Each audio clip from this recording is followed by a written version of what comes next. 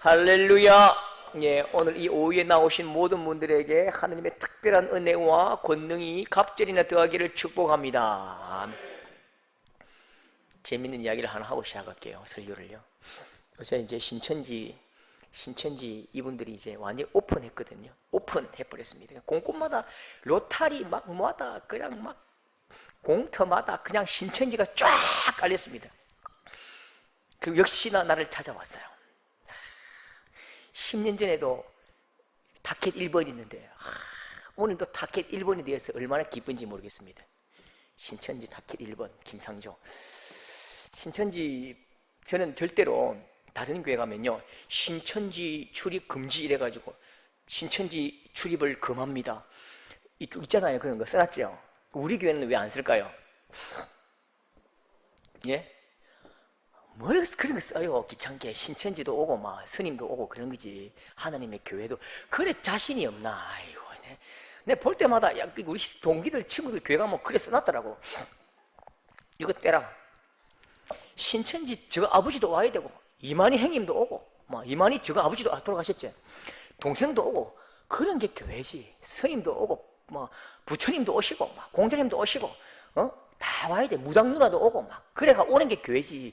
그래 자신이 없나. 제발 좀 떼라. 왔다고 뭐 신고는 뭐 신고해. 그냥 차 한잔 주고 그냥 밥 한 그릇 사미고 예수 잘 믿으라 하고 그 내가 간 곳과 당신이 간 곳이 다르면 참 안타깝겠습니다 하고 어깨 두드리시면 되지. 겁낼 것 없어요. 근데 사실 저는 겁이 안 나는데 혹시 여러분 중에 이제 미혹될까 싶어서 겁나는 게 뭐냐면, 아니, 미혹될 수 있는 게 뭐냐면, 자, 보세요. 보세요. 잘 들어보세요. 김상조 목사가 설교를 하잖아요. 김상조 목사가 강의합니다. 김상조 목사가 강의를 할 때 여러분 갑자기 막 가슴이 속이 시원하고 막 머리 끝에서 발끝까지 그냥 막 뻥 뚫어줍니까? 안 그렇죠? 안 그렇죠? 왜 그럴까요? 맞아요. 안 그런 게 당연한 거예요. 안 그런 게 정직한 거예요. 왜냐하면 성경 66권 안에는 하나님의 위대한 계획과 온 천하를 주관하시는 하나님의 엄청난 사랑과 하나님의 역사 속에 임재하신 능력과 은혜와 사람의 역사 속으로 침투하시는 그 엄청난 규모의 거대한 역사가 여기 담겨 있다고요. 근데 저는 지금 IQ가 몇일까요? 물론 여러분보다는 조금 많을 거예요. IQ 116쯤 됩니다. 제가요. 거기다가 제가 책을 조금 읽었잖아요. 그런데 제가 지금 무슨 언어로 하죠? 한국말로 하죠. 저의 김상조의 언어에다가 이 말씀을 실으면 실립니까 안 실립니까? 다 실을 수가 없단 말입니다. 다 실을 수 없어요. 근데 나는 여러분들에게 여러분의 호주머니를 털어먹을 마음이 없어요. 나는 여러분을 딱 쥐어가지고 내 말 잘 듣게 할 마음이 없어요. 내 말 안 들어도 됩니다. 내 말 안 듣고 막 달라들어도 괜찮아요. 그게 살아있는 증거예요. 그런데 나는 오직 목사로서 하나님의 말씀을 정직하게 전해야 되는데 내 통로가 요거밖에 안 되는 게라. 그러니까 가창 댐물 하나님의 말씀의 댐은 큰데 김상조 파이프는 요거밖에 안 되는 게라. 그러면 이 파이프가 찔찔찔찔찔 물을 내겠지요. 그 물을 받아 마시는 여러분은 답답할까요? 안 답답할까요? 답답합니다. 알아요. 그래도 김상조라는 목사가 가지고 있는 이 파이프가 요거밖에 안 되기 때문에 어쨌든 나는 김상조 목사는 이 파이프를 확장시켜가지고 많이 배워서 여러분들에게 제대로 좀 하나님의 말씀을 잘 전달하려고 노력하는 그나마 하나님의 종이지요. 여러분을 저의 꼬붕으로 만들 생각이 없다니까요. 그 보십시오. 볼펜은 볼펜 보입니다. 이건 우리의 인식이 돼요. 누구 하나 볼펜이네? 지각이 된다고요. 보십시오. 근데 이만한 것, 요 테이블이 여러분 요 뒤에 보입니까? 안 보이죠? 안 보이면 이걸 어떻게 하겠습니까? 여기 조금 보고 여기 조금 보여주고 여기 조금 보여줄 수밖에 없는 거예요. 그래서 김상조 목사는 하나님의 말씀을 증거하는 사람이기 때문에 하나님 말씀을 여기 조금 보여주고 저기 조금 보여주고 여기 조금 보여주고 그렇게 해서라도 하나님의 말씀으로 자라가기를 기도하고 기대하면서 여러분을 하나님께 맡긴다고요. 여러분을 하나님께 맡긴다고요. 여러분을 자라게 하시는 분은 하나님이시라. 여러분이 엄청나게 대단한 사람이 되어도 김상조 목사 때문에 대단해요. 할 필요가 없는 거예요. 나는 할 게 없어요. 근데 신천지 이분들은 내가 토론할 때도 내 방에서 이야기했습니다. 나는 당신들이 굉장히 위험하다 생각합니다. 왜냐하면 우리 교인들 중에는 나를 미워하고 내한테 욕하는 사람도 많은데 당신들이 가장 위험한 이유가 무엇인지 아십니까? 당신들 40만 명은 한 명도 이만희를 욕하지 않아요. 그게 종속되었다는 증거예요. 탈출하세요. 이만희는 사람이라 모든 신천지 40만 명이 이만희 성령께서 보혜사께서 우리에게 말씀을 가르쳐 주셨다고, 오직 이 말씀이 진리의 말씀이요, 이 말씀이 오직 하나님의 말씀이요 영원한 생명의 복음이래요. 그게 문제가 있는 거예요. 김상조 목사의 설교는 틀릴 수 있습니까? 안 틀립니까? 정인아 빨리 말해라. 틀릴 수 있어요. 김상조 목사가 잘못 볼 수도 있고요, 잘못 해석할 수도 있고요, 또 이게 잘못 말할 수도 있다니까요. 그 인생의 연약함을 들어 하나님의 위대한 일을 행하시는 오직 하나님만 증거될 뿐입니다. 그 신천지는 이미 오직 이만이라는 한 사람이 종기 영광 다 받아 누리는 거죠. 그 이만희 신천지는 뻥 뚫어줍니다. 진짜입니다. 제가 12번 신천지 강의를 듣고 와 브라보, 야 멋지네, 뻥 뚫었네. 왜 뻥 뚫릴까요? 왜 신천지나 다른 이단 강의, 하나님의 교회, 구원파 이런 데 가면 뻥 속이 시원할까요? 왜냐하면 의도가 먼저 있기 때문이에요. 교리를 먼저 세운다고. 자, 제주도 가면 이런 데, 제주도 관광 가면 어디 데리고 갑니다. 데리고 가가지고 자, 이건 말뼈를 드시면 머리가 납니다. 머리가 맙니다. 두통이 있는 분 두통이 해결됩니다. 코에 비염이 사라집니다. 목에 가래가 끓고 있는 분들 다 가래가 헤어지고, 심장이 벌렁벌렁 하신 분들 다 심장이 제대로 돌아오고, 배가 아픈 분들 다 배가 낫고, 그 다음에 치질이 있는 분 치질도 없어지고, 무좀도 없어지고, 그 다음에 관절이 있는 분 다 해결됩니다. 암덩어리가 떨어집니다. 이건 뭐예요? 가짜지요. 가짜지만 많은 사람이 그거 산다니까요. 사도록 그렇게 만든다고. 이미 의도가 있는 상품을 팔기 때문에요. 상품을 파는 사람들은 굉장히 그 상품에 대해서 안 좋은 건 다 잘라냅니다. 이해 못할 거는 다 잘라내고 알 수 있는 것 시원하게 만들어버린다니까. 그러니까 이렇게 해요. 보세요. 원숭이 엉덩이에 빨개, 빨간 것은 사과, 사과는 맛있어, 맛있는 것은 해가지고 높은 것, 비행기는 높은 것은 백두산. 그래가지고 원숭이와 백두산은 똑같아. 이렇게 연결해 가는데요. 이 성경의 깊은 은혜와 깊은 그 하나님의 역사하심을 잘 모르면 굉장히 시원하게 느껴지는데요. 마치 이게 모든 병에 만사형통하고 다 불치의 병도 살리는, 병을 낫게 하는 마치 엄청난 이 불로초 같은 그런 물건이라고 딱 우리에게 준다니까요. 그거 덥석 받아버리면 완전히 속는 거지요. 여러분, 시원한 것보다는 어려워도 조금 쓴맛이 있어도 바르게 배우는 것이 훨씬 더 중요합니다. 예. 다른 이단의 꼬봉이 되는 것보다 하나님의 사람이 되는 것이 훨씬 더 중요하다니까요. 그래서 절대로 누가 이렇게 성경 공부하자 한다고 쭈쭈쭈 따라가가지고 막 와 맞네 그래 하면 그냥 끌려가는 거예요. 그냥 모르면 저한테 오시고요, 모르면 저한테 물어보시고요, 모르면 저한테 막 이야기해 주시고 조금 이렇게 좀 가르쳐 달라 하시면요, 제가 섬세하게 선명하게 가르쳐 드립니다. 아시겠죠? 예, 절대로. 또 요새 조금 그런 게 있어요. 저하고 아는 분이 대구에 다대구 지파 7,000명인데 거기 담임으로 왔대요. 아, 이거 뭐 축하 화환을 보내야 되나 조졌어요. 이 신천지 그 다디오 지파장하고 저하고 토론을 하면 누가 이길까요? 다디오 지파장 이름도 여자 이름인데 와 잘생겼습니다. 진짜 키도 크고 막 탤런트처럼 생겼어요. 그 친구는요. 내보다 한 살 적은데 같이 밥 먹을 때에 밥 한 그릇 몇 번 먹었거든요. 내하고 토론을 한다. 누가 이길까요? 1번 김상조, 2번 그 사람. 1번이 그같이요. 그렇게 기도해 주십시오. 사실은 그렇지 않아요. 저는 절대로 그분들을 이길 수 없습니다. 왜일까요? 왜일까요? 보세요. 태권도 7단하고 시라소니 김두한하고 싸우면 누가 이깁니까? 김두한, 시라소니가 이기는 거죠. 그러니까 철저하게, 그러니까 막 끝없이 이렇게 연단하고 훈련해가지고 하나의 목적 가지고 확 판 사람의 그 훈련된 그 메시지를 이길 수가 없어요. 왜냐하면 저는 생활인이잖아요. 저는 생활인이거든요. 근데 이단 분들은 생활인이 아닙니다. 오직 한 가지 목적을 가지고 자기 모든 것들을 다 파고 딸딸딸딸 외웁니다. 여러분, 제가 여러분들에게 성경 시험 칩니까? 신대원 가도요, 성경 시험 60점 이상 되면 합격입니다. 60점 이상 되면 합격이라. 그래도 58점 돼도 합격시켜 줍니다. 근데 저 신천지 시온 신학원 몇 점 돼야 합격인 줄 아십니까? 시험 칠 때 안 봤죠? 시험 칠 때 흰 옷을 입고 무릎 꿇고 칩니다. 성경을 있는 그대로 꼼꼼하게 다 적어야 되는데 한 개 틀리도 불합격이면 왜? 거룩한 하나님 말씀을 하나라도 모르면 불합격인 거죠.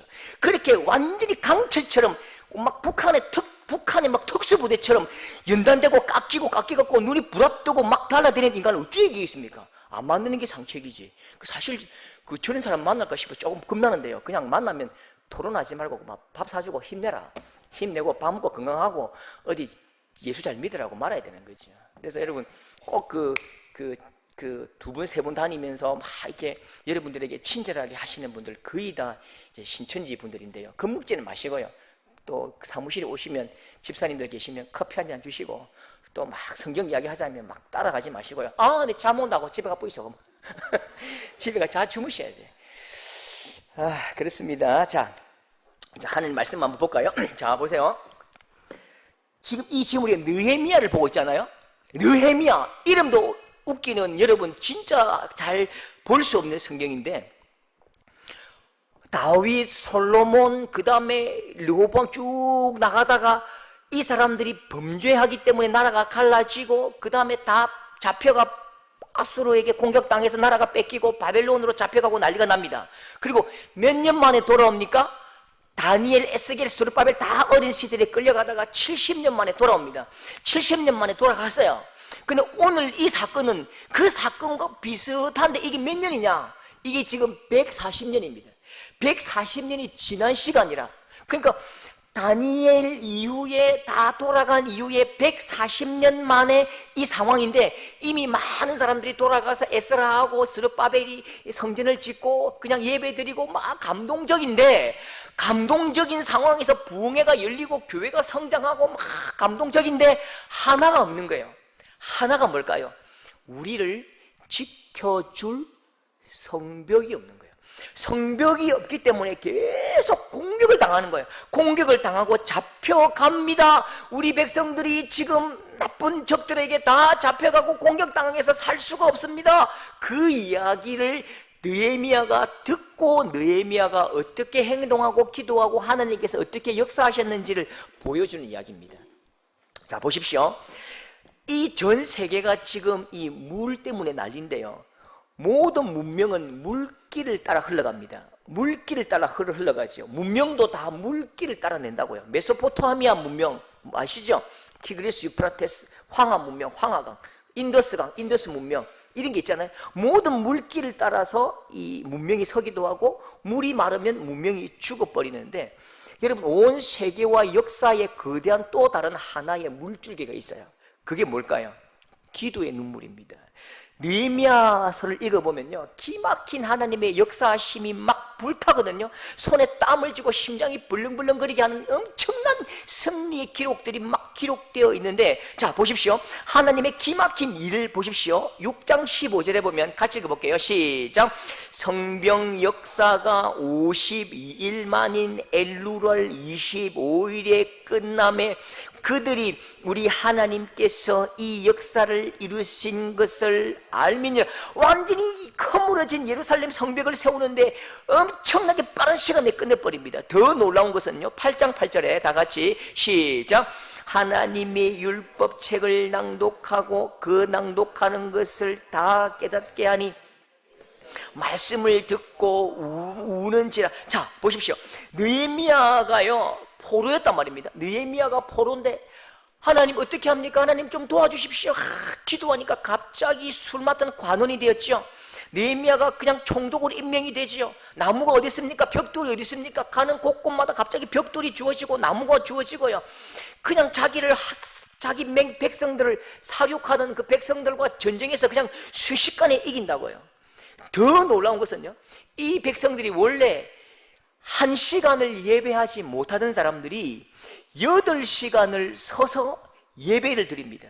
믿음의 근력이 얼마나 강력해졌는지 하루를 예배하지 못하던 사람들이 일주일을 천막을 치고 예배를 드리는데요. 다시 한 번 더 8장 8절 얼마나 이 마음이 변화가 되고 신앙이 변화가 되는지요. 발전하고 성장하는지 다시 한번 시작. 하나님의 율법책을 낭독하고 그 낭독한 것을 깨닫게 하니 백성이 말씀을 듣고 다 우는지라. 자, 어떻다고요? 다 말씀을 듣고 막 통곡을 합니다. 하나님 말씀에 반응하지 않던 이 사람들이 하나님 말씀에 반응하고 예배 드리는데 일주일 동안 천막을 치고 부흥회를 열고 울고 통곡을 한다고요. 이 모든 역사, 엄청난 기적의 시작점, 그 발화점이 어딜까요? 큰 불도 여러분 발화점에서 시작하거든요. 큰 강물도 수원지가 있다고요. 그 수원지, 그 발화점이 어디지요? 4절 말씀입니다. 여러분 보십시오. 여기가 이 땅에 임한 모든 하나님의 역사의 발원지요, 발화점입니다. 이 발화점이 있는 교회는 이 똑같은 능력과 은혜를 경험합니다. 근데 이 발화점, 수원지가 없는 교회는 절대로 이런 능력들을 경험할 수가 없는 거죠. 자, 4절 다 같이 시작. 내가 앉아서 울고 수일 동안 슬퍼하며 하늘의 하나님 앞에 금식하며 기도하여. 누구의 눈물이지요? 느헤미야가 통곡하면서 눈물을 흘린다고요. 그 눈물이 흘러서 강물이 되고 하나님의 역사를 이룬다고요. 그러면 이 사람이 느헤미야가 노예인데요, 종인데 막 어떻게 막 집에서 비단수건으로 엉엉 울었겠습니까? 그냥 보이는 곳곳마다 숨어서 울고 마구간에서 울고 화장실에 울고 통곡을 합니다. 막 입을 털어막고 엉엉 울었겠죠. 이 운 시간이 얼마나 될까요? 하나님, 이 민족 좀 구원해 주십시오. 이 민족이 지금 죽을 상황이 되었습니다. 우리 좀 살려주십시오라고 통곡을 하는데 몇 개월간 통곡을 할까요? 몇 개월쯤 이렇게 금식하면서 기도하면 하나님께서 역사하시고 기이한 하나님의 능력을 볼까요? 자, 1절에 보십시오. 기슬러월에 내가 수산궁에 있는데, 기슬러월은 우리나라 달력으로 12월 달입니다. 12월. 기도가 응답된 날은 언제죠? 기도가 응답되어서 내가 왕에게 말할 수 있었던 그 날이 언제냐? 2장 1절에 아닥사스다 왕 제20년 니산월이죠. 니산월에 왕 앞에 포도주가 있기로 내가 그 포도주를 왕에게 드렸다. 드리니까 왕이 네 얼굴이 왜 그렇게 초췌하냐? 내가 이렇게 되었습니다 라고 엉엉 우니까 네가 총독으로 가갖고 네가 세우면 되겠네, 이렇게 말하는 거죠. 그러면 자, 20년 니산월은 4월이라고요. 그럼 약 4개월에서 5개월 동안 통곡을 하고 애통하고 눈물로 금식을 한다고요. 얼마나 금식하면서 통곡을 했는지 왕이 딱 알아본다고요. 야, 네 얼굴이 반쪽이네, 뭔 일 있나? 그렇게 이야기하는 거죠. 여러분, 사사시대나 왕정시대나 똑같이요, 새로운 믿음의 시대를 이끌어내실 때에 하나님은 엄청난 대단한 사람을 쓰신 것이 아니라 기도하는 자의 그 눈물로부터 시작합니다. 기도하는 자의 그 눈물 샘에서부터 하나님의 큰 역사의 강물을 일으키신다고요. 사무엘상 1장 10절 다 같이 시작.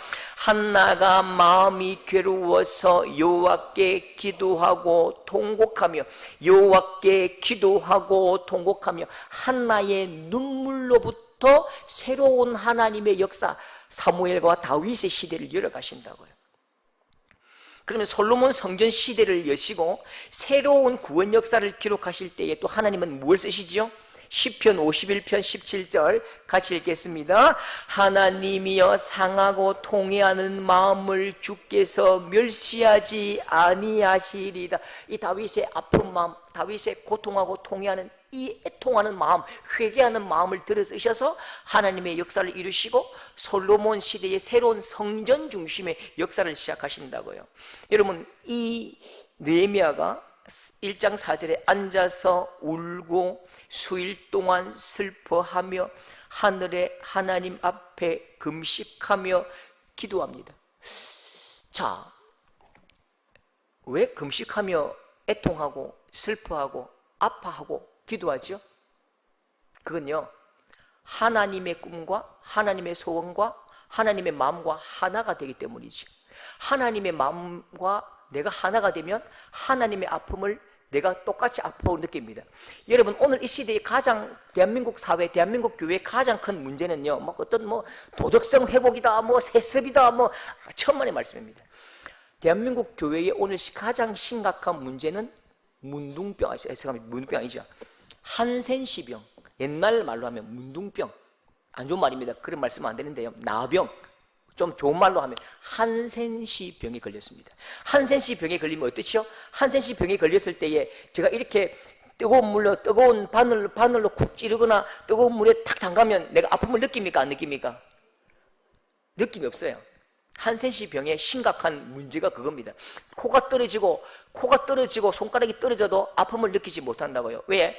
한센시 병은 원래 그래요. 내 몸에 세균이 감염되면서 이 신경 조직을 파괴하니까 이 팔과 손가락이 내가 하나가 아닌 거지요. 여러분, 오늘 이 시대에도 교회가 가지고 있는 가장 심각한 문제는 이 메마름이라고요. 하나님의 마음으로 같이 아파하지 않는 것이요. 하나님의 마음으로 같이 슬퍼하지 않는 것이요. 하나님의 마음으로 같이 애통하지 않는 것이요. 우리는 항상 이 깃발 들고 피켓팅 들고 막 데모하기는 잘하는데요. 정말 이 시대와 아픔과 교회의 현실을 보면서 가슴을 치면서 통곡하고 애통하는 그 눈물이 약해요. 눈물이 약하고 메마르니까 새로운 싹이 들어가지 못한다고요. 우리의 목표는 뒤집어 엎어버리는 것이 아니고 거기에 그 박토에 하나님의 말씀의 씨앗을 품고 새로운 역사가 융성하고 새로운 하나님의 은혜의 숲이 넘쳐나고 새로운 열매가 맺히기를 기도한다면 그 박토의 그 메마름 속에 눈물을 뿌려야 된다고요. 그 눈물 속에 하나님의 말씀의 씨앗이 뿌려지고 열매가 맺히고 꽃이 피는 거지요. 여러분, 세상 사람들은 그렇게 말해요. 울면 지는 거라고 말하는데요. 하나님의 역사는 울어야 그때부터 그 눈물을 통해서 하나님의 역사가 이루어지는 것입니다. 눈물이란 그 마음속의 애통함이라고요. 하나님의 마음으로 똑같이 애통하고 하나님의 마음으로 똑같이 슬퍼하고 하나님의 마음으로 접붙임 받을 때에 하나님의 마음으로 우는 거지요. 자, 여러분, 눈물의 선지자 아시죠? 예레미야인데요. 예레미야 9장 1절, 예레미야가 울고 또 울고 또 웁니다. 이 울고 나서 우는 게 아니고요. 하나님의 마음을 그대로 느낀다고요. 하나님의 마음을 그대로 느낀다고요. 저도 한창 기도하고 은혜 충만할 때에 이상한, 진짜 제가 부끄러운 일이 많습니다.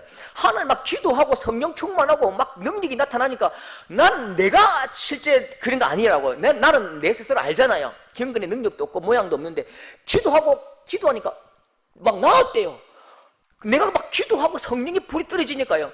동산병원 응급실 가가지고, 응급실입니까? 동산병원 가가지고 갔는데 갑자기 거기서 막 보는 사람마다 나보고 기도해 달래요.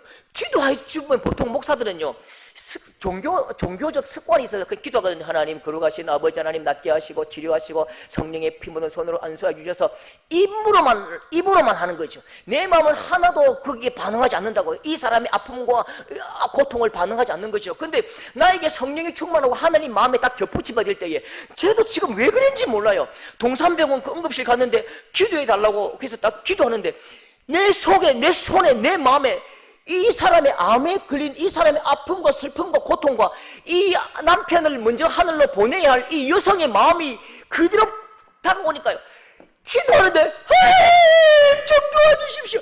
통곡했다니까요. 거기서 얼마나 부끄러운지 아십니까? 남자는 울면 안 된다는데 눈물 닦고 아는 척 하다가 막 진짜 감당이 안 되니까 살짝 나와가지고 화장실에서 그냥 씻었다니까요. 그걸 또 보고 그러면 가만히 있으면 됐긴데, 그거 보고 또 가만히 있으면 됐긴데, 또 옆에 있던 집사님이 내 손 붙들고 또 병동을 또 다니면서 20명 암 환자를 이 사람도 기도해 주십시오, 이 사람도 기도해 주십시오. 누군지도 몰라요. 누군지도 모르는데 가가지고 20명 다 돌아다니면서 암 환자, 동산병원 하니까 암 말기 환자들만 따로 모아놔야 되겠습니다. 그때 처음 가봤어요. 그때 간절히 이제 기도했다니까요. 이게요, 내 마음이 하나님의 마음과 하나가 될 때에 그 하나님의 마음이 발화되고 발산되고 터져 나온다고요. 이렇게 돼야 진짜 하나님의 마음이 나를 통해서 흘러가는 거죠. 그냥 막 전투적인 이 딱딱한 마음을 가지고 나간다면 세상은 뒤집을 수 있지만 거기에 싹이 나지 않는 거예요. 뒤집을 수 있다니까요. 파괴할 수 있다니까요. 그냥 막 뒤집을 수 있지만 거기에 새로운 싹이 나고 열매가 맺히고 꽃이 피려면요, 하나님의 마음으로 애통함이 필요합니다. 눈물이 있어야 되죠. 자, 예레미야 9장 1절 보십시오. 하나님의 마음으로 울고 있는 거예요. 다 같이 시작. 어찌하면 죽임을 당한 딸 내 백성을 위하여 주야로 울리를. 죽임을 당한 내 백성을 위해서 주야로 눈물을 흘리고 우는 거죠. 낮에도 울고 밤에도 울고 울면서 예루살렘 황폐한 땅을 울면서 다닙니다. 엉엉 울면서 다닌다고. 옛날에 그 100년 전에 평양 땅에도 그 주기철 목사, 최근능 목사님과 그 길선지 목사님 너무 성령 충만하고 은혜가 막 충만하고 나라는 넘어지고 이렇게 하니까요, 그 평양 시내를 다니는데 울면서 통곡하면서 다니는 거죠. 하나님, 이 백성, 이 하나님을 알지 못해 소망 없는 이 백성들에게 하나님 살 길을 좀 열어달라고 통곡하면서 기도하는 거죠. 그런데 자, 더 중요한 말씀 보십시오. 울고 울어서 눈물이 강물이 되고 눈물이 바다가 될 때에 하나님께서 그 강력한 부흥의 물줄기를 그 물에다가 담아내시거든요. 폭포수와 같이 막 밀어내시는데 정말 기막힌 말씀이 있습니다. 예레미야 31장 16절 말씀. 여러분, 이 말씀 꼭 기억하십시오. 다 같이 시작. 울음소리와 눈물을 멈추어라. 내 일의 싹을 받을 것인즉 그의 대적의 땅에서 돌아오리. 자, 무슨 뜻이냐면, 예레미야야, 됐다. 이제 눈물을 멈추어라. 눈물을 거두어라. 너의 눈물 흘린 그 싹을 내가 받을 것이다. 너의 눈물의 그 싹, 네가 통곡하며 애통하던 그 수개월 동안, 수년 동안 울었던 그 싹을 내가 받을 것인데, 그 싹이 뭐라고요? 네 눈물 때문에, 네 눈물의 싹으로 이 이스라엘 백성들이 이제 하나님의 나라로 돌아올 것이다. 대적의 땅에서 돌아올 것이다. 예레미야의 눈물의 강에다가 하나님께서 구원의 배를 띄우신다고. 예레미야의 눈물의 물줄기에다가 하나님께서 구원의 방주를 지어 띄우시는데 거기에 포로된 백성들이 다 타고 돌아오는 것입니다. 자, 여러분 자녀들 더럽게 말 안 듣죠? 예, 그렇습니다. 여러분 남편이 진짜 말 안 듣죠? 예, 원래 그런 거라니까요. 여러분의 경영과 사업이 어렵죠? 말 나가죠? 여러분, 언제 이게 적셔질까요? 눈물, 감격의 눈물, 은혜의 눈물, 애통의 눈물샘이 터져 나와야 사나운 자녀의 마음이 회복되고, 사나운 남편의 마음이 회복되고, 거친 사업과 경영의 그 토양이 맑아지고 풍성해지는 것입니다. 여러분의 삶 가운데 진실로 눈물의 샘이 터져 나오기를 축복합니다. 이 눈물의 샘을 주십시오. 여러분, 이게 꼭 기도 제목이 돼야 돼요. 하나님, 하나님의 마음과 내 마음이 하나가 되고 하나님의 마음이 나에게 접붙임 바 되어서 하나님의 마음으로 내가 울 수 있는 믿음, 통곡할 수 있는 하나님의 마음을 주십시오. 그 하나님의 마음을 알 때에 그 하나님의 마음에 하나님의 뜻을 담아서 거대한 역사를 일으키시는 거죠. 여러분, 꼭 하나님께서 큰 역사를 일으키실 때에 여러분의 눈물샘, 여러분이 흘린 눈물 바다 위에다가 하나님의 큰 구원의 배를 띄워 가시는 그 능력을 경험하시는 여러분 될 수 있기를 축복합니다. 제가 집에 있을 때에 한 번씩, 제가 집에 잘 있지는 않습니다. 왜냐하면 그 남자는 일어나면 집 밖을 나와야 되고 들어갈 때는 나무 쇠꼬쟁이라도 한 개 가져가야 된다. 이제 이런 가르침을 받았습니다. 경주 김씨 가문의 가훈인데요. 눈 뜨면 나가라. 들어올 때는 쇠꼬쟁이 하나도 가져 들어오나. 이게 우리 집 가훈입니다. 그 집에 한 번씩 피곤해가 있을 때에 한 번씩 내가 이제 괴로울 때가 있어요. 어떤 때냐면 이제 변기가 막힐 때 이제 괴롭더라고요. 하수구 막힐 때 좀 괴롭고요. 샤워했는데 그 물 내려가는 그게 이제 막힐 때, 진짜 괴롭대요. 그럼 이제 막히다 싶으면 바로 그냥 저기 호텔 그냥 사우나 가버리거든요. 그러면 이제 한민 엄마가 다 알아서 뚫더라고요. 다 뚫어주니까 뭐 괜찮아. 이제 막히는 걸 뭐라 하냐면 이 불통이거든요. 불통입니다. 이 불통이 굉장히 어렵습니다. 이 막히면 굉장히 고통스럽다니까요. 오늘도 이 하나님 말씀과 하나님의 나라와 이 이스라엘 백성들이 이 불통이니까 포로가 되고 아파하고 문제가 생기죠. 자, 6절 보십시오. 6절에 왜 문제냐? 6절 말씀에 나와 나의 아비 집이 범죄하여, 7절에 주께서 명하신 계명과 율례와 규례를 지키지 아니하였나이다. 하나님의 말씀과 내가 불통입니다. 하나님의 말씀과 내가 통하지 않고 큰 이 돌멩이가 하나 딱 있는 거지요. 담배꽁초처럼 딱 그냥 묶여 있는 거지요. 그때에 어떤 불통의 열매를 맺느냐? 불통의 열매가 뭐냐요? 3절입니다. 3절, 큰 환난을 당하고 능욕을 받으며 예루살렘 성은 허물어지고 성문은 불탔다. 다시 한 번 더. 3절 시작. 큰 환난을 당하고 능욕을 받고 예루살렘 성은 허물어지고 성문들은 불탔다. 이 느낌을 아시겠습니까? 이게 하나님 말씀은 이게 음률적 구조로 되어 있습니다. 큰 환난은 당하고 능욕은 받고 예루살렘 성은 허물어지고 성문들은 불탔다. 엎어지고 자빠지고 디비지고 막 엎어지고 자빠지고 디비지고 코 깨고 난리가 난 거죠. 그러니까 4절에 앉아서 울고 수일 동안 슬퍼하며, 하나님과 불통할 때에 환난이 오고 능력이 오고 허물어지고 불타고 울고 슬퍼하고 애통하고 죽고 망하고, 불통은 힘든 것입니다. 불통의 반대가 뭐죠? 형통. 예, 우와, 정확합니다. 형통이죠. 자, 맞아요. 불통의 반대는 형통입니다. 자, 보십시오. 11장 11절. 자, 중요합니다. 11절 다 같이 시작. 오늘 종으로 형통하여 이 사람 앞에서 은혜를 입게 하옵소서. 지금 뭘 기도하지요? 형통을 기도한다고요. 불통해가지고 이렇게 망하는데 하나님 좀 형통하게 해주십시오. 형통하게 해주십시오. 그렇게 이 기도를 이제 형통 기도라고 하는데요. 자, 11절에 보십시오. 다시 한 번 더. 형통하여 이 사람들 앞에서 은혜를 입게 하옵소서. 그렇게 기도합니다. 그 다음에요, 그때에 내가 뭐 됐다고요? 왕의 술 맡은 관원이 되었느니라. 자, 오늘도요, 이거 보세요. 대통령 1번이 대통령이면 2번이 국무총리인 것 같죠? 아닙니다. 이 대통령과 가장 가까이 있는 그 사람이 넘버2입니다. 넘버2.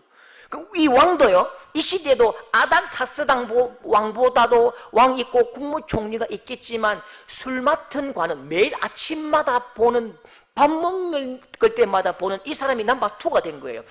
다시 한 번 더. 형통하여 이 사람들 앞에서 은혜를 입게 하옵소서. 하나님 나에게 형통을 주십시오. 하나님 나에게 좀 형통하게 해주십시오. 그래서 이 사람들 앞에서 은혜를 입고 어떻게든지 내가 뭐라도 내가 하나님의 길을 좀 보고 싶습니다 라고 기도했는데, 하나님께서 어떻게 하셨다고요? 그때에 내가 왕의 술 맡은 관원이 되었느니라. 형통하게 된 것이요. 2장 5절에 자, 그럼 형통했을 때에 어떤 일이 나죠? 2장 5절에 나를 유다 땅 나의 조상들의 묘실이 있는 성읍에 보내어 그 성을 건축하게 하옵소서. 왕이 너 왜 얼굴이 그래? 어떻게 해줄까? 내가 우리나라가 이렇게 당했습니다. 이렇게 지금 다 죽어갑니다. 그렇게 하니까 2장 5절에 뭐라고요? 2장 5절에 나를 좀 보내주십시오 하니까 그래, 니 가라. 니 총독 가. 2장 7절 보십시오. 2장 7절에도 강서쪽 총독들에게 내리는 조서를 내게 주사 그들에게 나를 용납하여 유다에 들어가기까지 통과하게 하시고. 보세요. 나라가 엄청나게 넓습니다. 우리나라보다 한 40배가 커요. 페르시아가요. 100배는 더 클 것 같아요. 100배는 큽니다. 그러면 우리나라는 지금 경상북도에서 충청도로 넘어갈 때 그냥 가면 돼요. 근데 이 나라는 각 도마다 왕의 통행증이 필요하다고요. 그러니까 지금 뭘 요구합니까? 내가 가는 곳곳마다 문이 열리게 하시고 경계마다 다 문이 열 수 있도록 나에게 통행증을 주십시오 라고 말하니까 알았다. 모든 곳곳마다 느헤미야가 다 통과하도록 하라. 그 다음에 2장 8절에 자, 다 같이 합시다. 시작. 아삽에게 조서를 내리사 들보로 쓸 제목을 내게 주게 하옵소서. 뭐 달라고요? 나무 좀 주십시오. 이 우리나라 지금 나무는 그냥 나무지만요, 이 당시에 나무는 하나의 국력입니다. 이 나무를 달라는 것은요, 굉장히 왕에게 궁궐 다 주십시오라는 말과 똑같다니까요. 이게요, 보십시오. 느헤미야가 내가 지금 겉으로 보는 정체는 종이라고 노예라고요. 그러나 이 모든 일들이 하나님의 손에 있고 내가 지금 하나님의 마음을 품었기 때문에 하나님께서 이 문을 여셨고 이 현장을 여셨다라고 딱 확신하는 순간에 이 느헤미야가 눈치를 볼 필요가 있습니까? 없습니까? 지금 느헤미야는 하나님께서 이미 오케이 하셨기 때문에 이 내 앞에 있는 이 아닥사스다 왕의 눈치를 안 보는 거예요. 눈치 볼 필요가 없는 거예요. 만왕의 왕이신 하나님께서 오케이 했기 때문에 내 하고 싶은 말 다 하는 거예요. 내가 필요한 거 다 이야기하는 거예요. 내가 지금 가야 됩니다. 가라. 총독됐다. 그럼 통행증 주십시오. 통행증 가져가라. 나무 주십시오. 나무 가져가라. 다 보낸다고요. 그 다음에요, 훨씬 더 이 감동적인 말씀인데요, 2장 9절 보십시오. 2장 9절에 상상치도 못하고 생각지도 못한 이 형통의 은혜를 보십시오. 2장 9절은 이건 달라고 말도 안 했어요. 느헤미야가 달라고 말도 안 했는데 이거 그냥 왕이 야, 이것도 필요할 낀데 이것도 가져가라 이렇게 말한다고요. 뭐예요? 2장 9절 다 같이 시작. 군대 장관과 마병을 보내어 나와 함께 하게 하시기로. 뭘 주는다고요? 지금 느헤미야는 오직 한 가지 성벽 재건 그거밖에 없다고요. 그러니까 성벽을 재건할 수 있는 필요한 것들을 좀 주십시오라고 당당하게 씩씩하게 고개 바짝 들고 이야기하는데 왕이 됐다, 오케이 형통 통통하다가 야, 너 그런데 요것도 필요할 건데 라고 말하면서 군대 장관과 마병, 기마병하고 너를 지킬 만한 이 육군 대령이나 장군요 데리고 가라. 니 가다가 누가 니 암살하면 어떡해? 니 죽어, 큰일 나. 이 데리고 가라 하면서 마병, 기마병을 같이 보낸다고요. 여러분 보십시오. 이게요, 우리가 살아가면서 진짜 하나님 앞에 형통을 구할 때가 있는데요, 형통을 구할 때에 하나님께서 형통을 주십니다. 근데 그 형통은 무엇을 위한 것이죠? 내가 잘 먹고 잘 살고 내가 그냥 막 호의호식하기 위해서 우리에게 형통을 주시는 것이 아니라 뭘 위해서요? 하나님의 나라와 하나님의 역사를 위해서 우리에게 형통케 하신다고요. 여러분, 우리의 눈물에 그 형통과 그 하나님의 놀라운 기적을 실어 올리시는데요, 보십시오. 4절에 보십시오. 중요한데요, 지금까지는 내가 울었잖아요. 지금까지는 우리 민족이 울었고 지금까지는 우리가 울었는데 이게 하나님께서 형통하게 하시고 은혜가 있을 때에, 자 4절 보십시오. 4절에 내가 이 말을 듣고 앉아서 울고 슬퍼했죠. 내가 울고 슬퍼합니다. 그죠? 내가 울고 슬퍼하는데 기막힌 역전이 일어납니다. 자, 2장 10절에 중요합니다. 같이 읽으십니다. 시작. 산발랏과 도비야가 이스라엘 자손을 흥하게 하려는 사람이 왔다 함을 듣고 심히 근심하더라. 산발랏과 도비야가 누구시죠? 산발랏과 도비야는 하나님의 성벽을 건축하기를 방해하는 악한 사탄의 세력이지요. 근심이 바뀌었다고요. 지금까지 하나님과 불통일 때는 내가 근심하고 내가 어렵고 내가 종되었고 내가 근심했는데 하나님께서 형통의 문을 여시니까 이 근심과 걱정이 누구에게 갔다고요? 나를 방해하는 세력에게 가버리는 거죠. 6장 15절도 보십시오. 다 같이 시작. 우리의 모든 대적과 이방 족속이 듣고 다 두려워하여 크게 낙담하였으니. 누가 낙담하고 누가 두려워한다고요? 하나님을 대적하고 하나님 나라를 방해하던 그들이 낙담하고 그들이 대적한다고요. 그들이 고통을 당한다고요.